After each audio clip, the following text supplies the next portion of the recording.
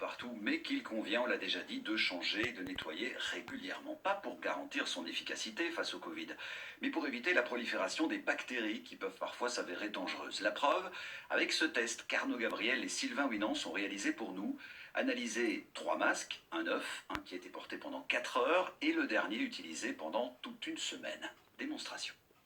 Bonjour, voici les 3 masques. Le test peut commencer.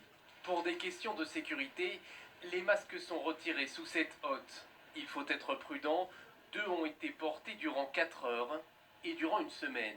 Ce que je vais faire, je vais découper un morceau du masque pour avoir le nez et la bouche et je vais le déposer sur le milieu de culture, qui est un milieu de culture classique standard, pour isoler les bactéries. L'étape suivante se passe dans cet incubateur. Les 3 pots vont rester durant 24 heures dans ce milieu particulier à une température de 37 degrés. Un tour d'horloge durant lequel les bactéries présentes vont apparaître. Et peu de doute possible, la différence entre les 3 masques risque bien d'être saisissante. Un masque qu'on garde plus longtemps, c'est un masque qu'on dit qu'il y a un nid, c'est un nid de bactéries. Pourquoi? Parce que on dégage de la chaleur, on dégage de la buée, et ça c'est un terreau fertile pour le développement des bactéries. Le masque fait partie aujourd'hui de notre quotidien, mais le changez-vous régulièrement?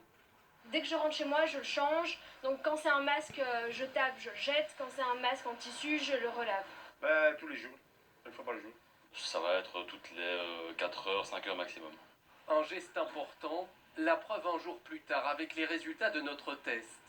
Dans le pot avec le masque neuf, aucune trace de bactéries. Dans le pot avec le masque de 4 heures, quelques points blancs. Ils représentent des colonies de bactéries. Mais rien de comparable avec le masque porté plusieurs jours. Reste à connaître la nature de ces bactéries. Pour cela, une série d'analyses complémentaires, puis le verdict au microscope.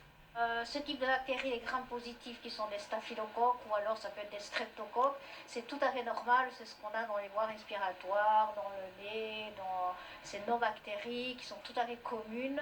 Rien d'anormal, si ce n'est qu'en grande quantité et à proximité de la bouche, les risques d'infection respiratoire augmentent fortement et peuvent être plus ou moins graves. La règle reste la même, changer de masque chirurgical toutes les 4 heures et laver ceux en tissu tous les jours. Notez aussi ces 2 échéances annoncées aujourd'hui. L'application numérique de traçage des personnes contaminées sera disponible dans la semaine du 20 septembre. C'est ce qu'indique le comité interfédéral qui en a la charge. Et puis l'Agence fédérale des médicaments estime que la Belgique pourrait recevoir un premier lot de vaccins contre le coronavirus en mars 2021. C'est, dit-elle, une date butoir réaliste.